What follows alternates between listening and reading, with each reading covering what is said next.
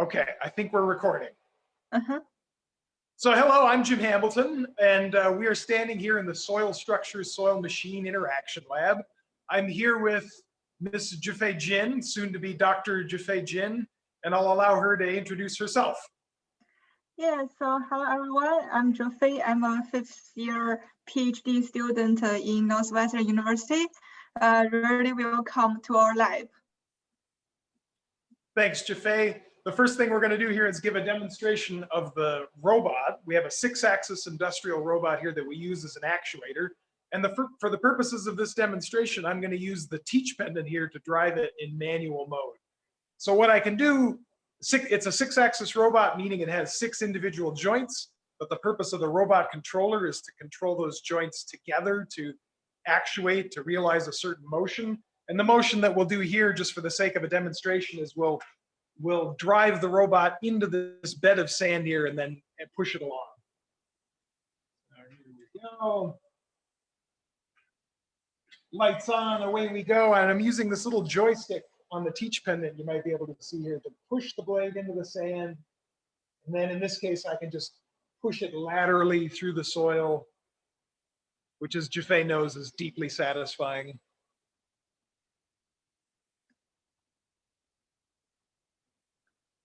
And then I can remove the robot from the soil here, put it back to the position that we had it in originally. And the whole idea of having a 6-axis robot and being able to automate this is you can program a motion, and you can see this cage around, which is exactly to do that. You can close this cage and put it into automatic mode and then have the robot running on its own cycle.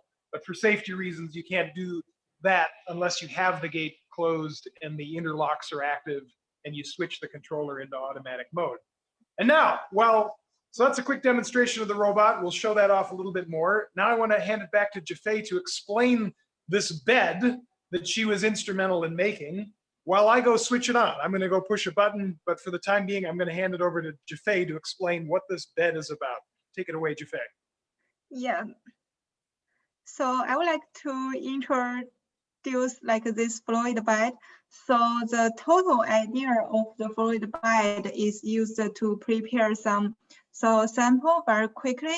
So previous, if we want to build such a big soil sample, we need to take several hours to make one sample. And here we can use it to make sample very, very efficiently.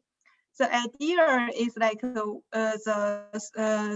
we can generate some air by the blower, and the air will through the duct and through the planter, and also several plastic sheet, and then go to the soil. When the force on the soil is larger than the weight of the soil, so the soil can be fluidized. As you okay, and we're seeing it. Sorry, Jufei, to interrupt you, but we're seeing it happen in real time here. You can see that as the blower is blowing air through the perforated sheet in the bottom of this bed, and we'll show that off in a minute, you can see that the sand is starting to slump. And pretty soon here, we're going to start to see bubbles forming in the sand. Yeah. There you go. And our fluidized bed has now been temporarily liquefied or fluidized. Yeah, it's like a water.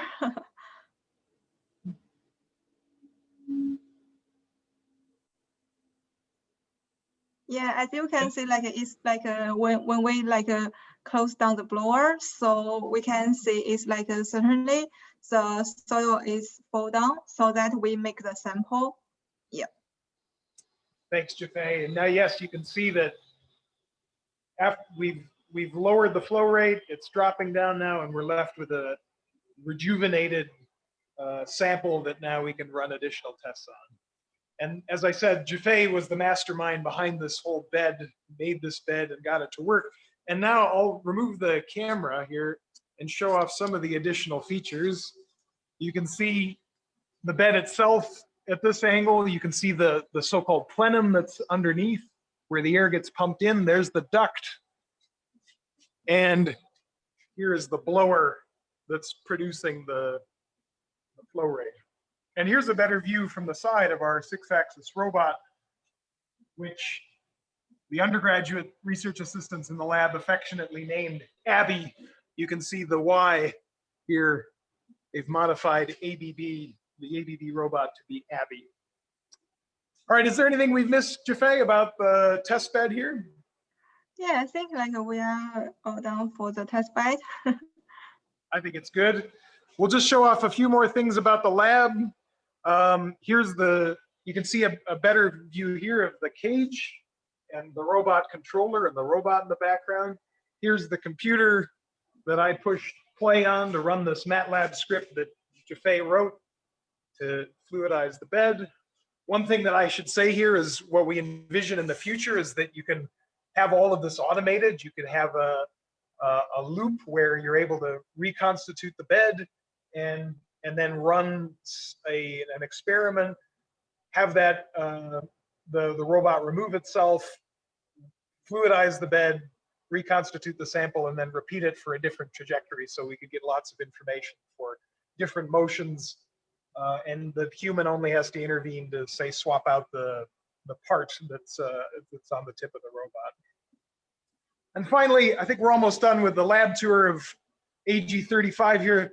We do have, this is more for general use in the geomechanics group, is we have a cooler here, cold storage, which is used, as you can see, to keep other things cold. But in this cold storage, we're able to store soil samples long-term so that you don't get microbial growth and you have some greater assurance that you have the sample that you started with. And I think that's the tour of the lab, right, Jaffe? Yeah. Go. There's not much else to show other than tools and some raw materials, and the rest of the labs here in civil and environmental engineering, people are going to get to see as part of other videos. All right, so I think that's enough from Jaffe and I. Jaffe, anything else you want to say? No, currently. Yeah, that's all about our lab. Well, thanks everyone for joining us for this video, and thank you, Jaffe, for being here remotely, unfortunately, on account of this pandemic, to show off what you had a huge part in realizing this lab. Thank you. It's my pleasure. Yeah. Bye-bye.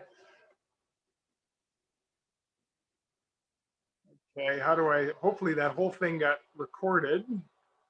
And now I can't switch off the recording. There we go. I think maybe must